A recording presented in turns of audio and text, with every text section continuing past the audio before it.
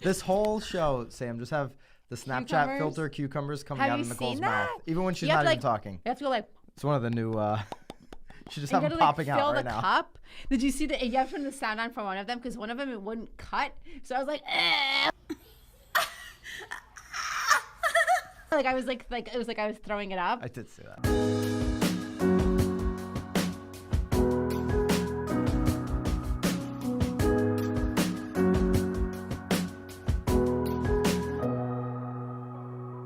This is Byron Lazine and Nicole White, and you are tuned into episode 24 of The Real Word. Here we are. I'm ready. I'm focused to start a new chapter for the rest of the year. I even looked it up. There's 238 days left in the year, not including today, starting tomorrow, and I'm going to start 238 consecutive Apple a Day snaps on my Instagram story. Are you ready for that? Sounds exhausting. Are you ready for all the apples that I'm going to consume? And you're going to see every single one of them.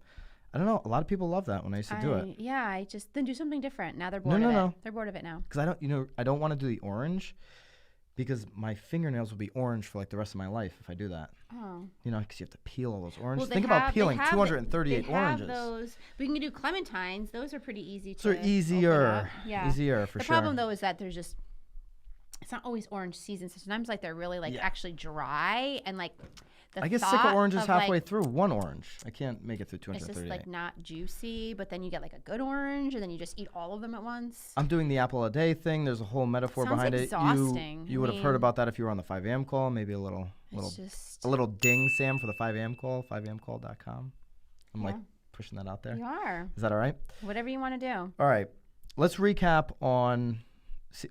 If you're watching this too, you notice that Nicole's not in on the fruits and vegetables. She's on. Well, I brought the rosé for you because you're like a rosé all day fella. Well, because I just made it 30 days straight. So I did bring you the rosé because you did. The 30 days is officially up, people. Yeah. So if you see us in a bar, maybe you should give us a ride home. I got Uber. Yeah. All right, let's jump into. I was surprised. I want to recap off of last week's topic, the lawsuit, class action lawsuit a couple agents are putting together against Realtor.com. And I had a lot of feedback, especially on lab coat agents on that thread. Want to address some of the feedback. I was shocked at how many people in the industry are supportive of this lawsuit. So they were referencing, obviously, another article that we did not discuss on episode 23, but they were talking about the fact that these agents were putting in the lawsuit. It sounded like mostly because they were getting fake leads, or it sounded like maybe Realtor.com was giving them fake data and fake numbers and all that fun stuff. Duplicate data. So based on that, I guess I get it, but I also just like keep going, people. Like just so then cancel the contract and move on. That's the point. I really do, and a lot of these people are good people. A lot of people I know like through online and stuff. A lot of good people commenting. So it's nothing personally. It was a great conversation, though. Great conversation. I'm just curious how many of the people focused on the lawsuit side of things. I saw somebody comment that they too were trying to put together a class action lawsuit against Homes.com. And I'm just curious how many of you guys and gals are really focused on building your business. If you're heads down building a business, do you have time to put together a class action lawsuit to collect literally what we're talking about in the Realtor.com case is like hundreds of dollars, $120 and $500. I get the principle of it being wrong, and I don't think that we're negating that or saying, hey, you know what, if you're too busy, if Realtor.com, which I still question that they're actually even doing that. I think more so the consumers are putting in bad data. Well, the sales staff probably was like, hey, you could potentially get this many leads. And they're like, cool. And again, one guy made a really good point. I don't know who it was, but someone was like, yeah, in February I have like 4 leads and I'm supposed to have 200. But then in June I have 400 leads and they told me 200. So again, obviously it varies on how many people are actually out there reaching out, how many people are really on Realtor. Clearly, I don't know. The mistake of Realtor.com was actually putting a number to it when they're selling this to agents by saying, "Hey, we're going to guarantee." They should have never done that. Maybe they should adjust that. But at the end of the day, go build your business, guys. Yeah, the conversation was good. Go to work. So let it go. Let's get into the rackets because they're way funner. There's some good ones today.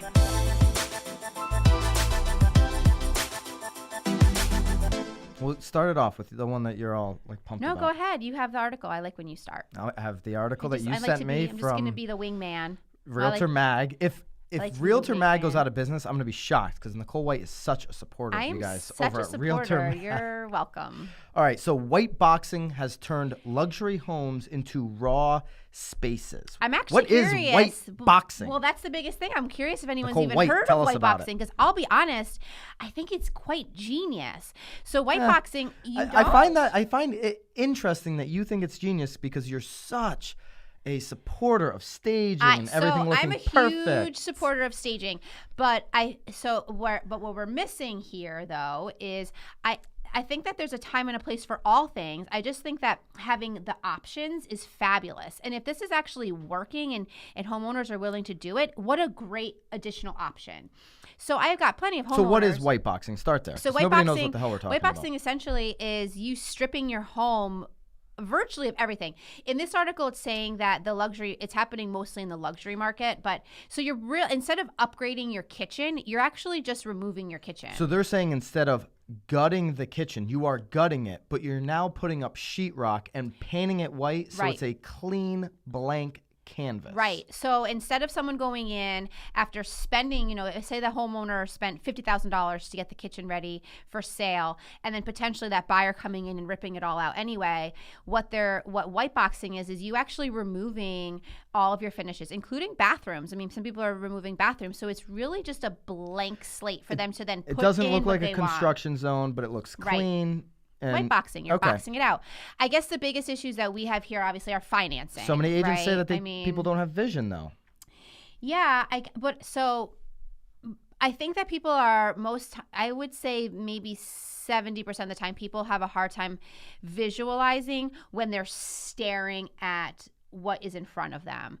Outdated cabinets and countertops. Right. So if you're actually removing that and then giving them the blank canvas, I think that it leaves a lot more room for you to be a little bit more You just mentioned creative. financing. I agree. That's going to be a huge issue if somebody's thinking of a mortgage and there's not a kitchen there, unless they're getting the work done before. And that's factored into this asking price. And now you're essentially almost in a way becoming a contractor, right? Right. Here's your option or whatever they decide to choose. Is it getting done before closing? So maybe that's why it's happening in the luxury market, because maybe they're just a bunch of cash buyers. So they're selling these higher end homes pretty much empty so that people can finish them out. Yeah, it wouldn't work in the average price points. I think it's genius. I think it's a really interesting way to market it. I never really thought of it before. I never heard of it before.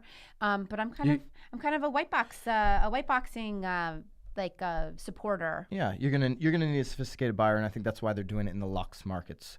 Racket number 2. We're on it. Zillow did this is according to Zillow. Right. I don't know why we're considering it a racket, but I mean, I want to hear if it's a racket. Go ahead. I think it's a racket. According to Zillow, the most popular neighborhood in the U.S. is.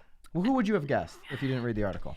I feel like maybe the state of California probably paid for this article, because it's just California. They broke it down into different cities. Well, it's not California. California's not a neighborhood. Whatever. They should have just said California. So California, you're awesome. You're doing it. They've got the Oaks in Calabasas. Yeah. In that Long Beach, Anaheim area. So the Oaks is the most popular neighborhood. You know who lives in Calabasas? I do not. The Kardashians.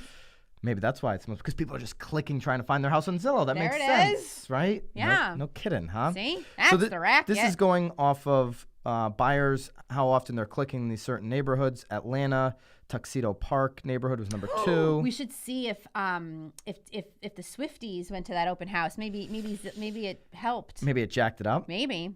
You've got Presidio. I probably butchered that. I think I did. Presidio Heights in San Francisco. Well, I think it's Presidio. Presidio? There's an S-I-D-I-O. Sam, do we have confirmation on that? Presidio. Yes. See, this is why I don't read when I'm you don't read in public. In public. They're like, this will be public. Bel Air, number 4. Paradise Park in Oakland, number 5. So 4 out of the top 5 were California. So the next state though that we have on there outside of California, Seattle. Get into Seattle, Washington, Seattle, and then Georgia, and then DC, Atlanta again, DC, and then New York is on the list with Yonkers, which was surprising that Yonkers was. And what's really interesting too is if you look at because it actually gives you the median sale prices too. Most of these neighborhoods are $1.5 million to like 4 million, but Yonkers is at like 550. Yeah. So, well, because people are getting priced out of the city, they're trying to find the deals, which has been happening around New York. But no Northeast love on there. We got some clicks up, Northeast peeps. Yeah. What do we do? Maybe we should do something. What can we do? Let's think of something crazy marketing so we get clicks. I think we need the Kardashians to move in. Maybe. All right. I'll work on that. So you think it's a racket that California's dominating? Well, I just feel like California probably paid for that article somehow. Total racket. Anyway. All right. Racket number 3, super interesting to me because I'm like a real estate nerd a little bit. You're definitely a nerd. I feel like I just get the cliff notes from you. Like, hey, Nicole, let's talk about this. And I just like listen for like the cliff notes and. Well, here's some major cliff notes coming. Crazy so get ready. Cliff notes. I'm listening. If you're like a real estate nerd, you'll be interested in this. Swanepoel came out with a Mega 1000, and they released the top 20 in what's going to be called this Mega 1000 report that they did in all the research. So they're doing the top 20 brokerages, top 20 franchisors, and the top 20 holding companies. Right.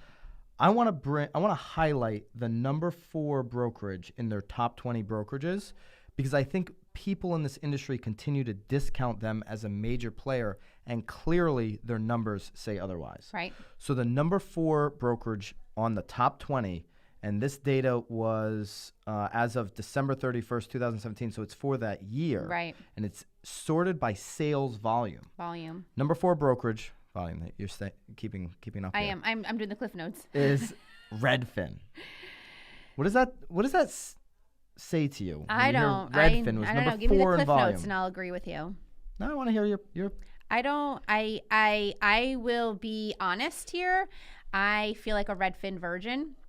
I do know that Redfin is basically just like a lower commission sort of company that you can hire. But beyond that, I'll be honest, I don't know much about it. So does it surprise me? Yeah, because I again, you hear it, but I also feel like being on the East Coast is sort of like, oh, like that it's, it's not. They're certainly not. It's not happening to me. They're more yet. in the Rhode Island market, interestingly, but not in the Connecticut market, especially where we operate on the shoreline east of New Haven. They're certainly not. I did see an offer come through on a Redfin agent recently, but really? Yeah, but they're certainly not. That would be fun breaking. to show. Yeah. So here's the thing. Here's the point I'm trying to make, though. A lot of times when you're somewhere with people in this industry, whether you're outside your market, inside the market, and the word Redfin comes up, no, they're not going to make it, or they're not legit. These types of comments. But they're just so. I mean, $22.5 billion in 2017.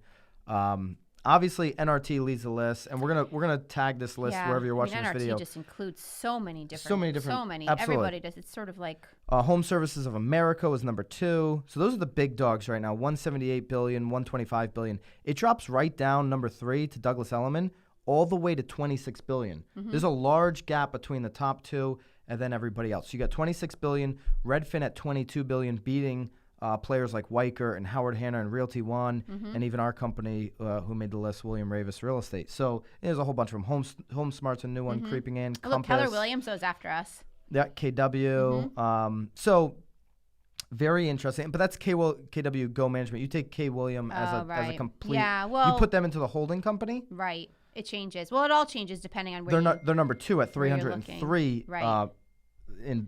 So this is just looking at it from one approach, and this link will break out the holding companies from the franchisors to the brokerages. But just looking at brokerages. And again, we're looking at it from the sales volume because obviously the transactions, depending on what kind of person you are, if you think transactions hold more weight, you'll see that the transactions aren't necessarily in consecutive order. Like I like to look at transactions over volume personally. As an agent, I do. Yeah. But as these big companies make their money off the volume. Of course. I get it. Yeah. I'm just saying to be cognizant of the fact that the transaction size is a little different. But so we're attaching this top 20 brokerages. Ooh, we should look at the agent count as based on, like, I wonder what each agent then is making. Oh, you can get. It would be kind of fun. You can really go deep into this. But really turn this into a big racket. Well, here's what's interesting. Do you do math like you do speak, or do you do math better than you speak? No. No, it's all bad. It's all bad. Well, I mean, I could do math quick because I have a calculator. Right. Redfin only 1,250 agents to get to that number. Weicker, who was 2.5 billion less than them. Yeah. It took 9,000 agents to get there. So Redfin is clearly showing the industry that there is other models to do large amounts of volume and transactions and make the top 10 with much less agents. That's been the point all along, right? Is that as these disruptors keep cracking into our industry, there's going to be far less agents to spread the work around. There's still going to be agents. Redfin's showing you that. Well, right, because obviously the agents from Redfin, I'm assuming, came from a different brokerage. Yeah. So it's, I mean, obviously there's going to always be agents entering the industry, but I'm sure those 1,250 agents came from another brokerage. Yep. Yeah. But very cool. I mean, check out this list. I'd love to hear your thoughts on, is Redfin in your market? Do you believe they're a big player over the next 5 to 10 years? Are you nervous? Do you think there's huge opportunity in these disruptors? Or do you care more about white boxing? I mean, I care more about white boxing. So. Or do you care more about white boxing? Have you ever seen white boxing? I haven't. Today's really like the first. I feel like it's. I'm gonna look into it. I'll get back to you on that. You're gonna text your investors right now and say, let's start white boxing instead of doing anything. See how they take that. Maybe I won't need an investor to do that. We'll just start white boxing ourselves. Yeah, that'd be an easy one. I could white box. Ooh, I'm thinking of a seller right now. I should. White box? The white box. Because here's the thing about white boxing. I feel like it's kind of dirty. Going all the way back to white boxing. Being white and like box, I just feel like it's maybe a little inappropriate. But anyway. Could be your thing, your tagline. No, it will never Call be my Nicole tagline. for some white boxing. No, that's so Here's wrong. the thing. It's a nice way to say your house sucks and we should white box it. We should white box it. Yeah, interesting. All right. Awesome, guys. Drop us some comments and we'll see you next time.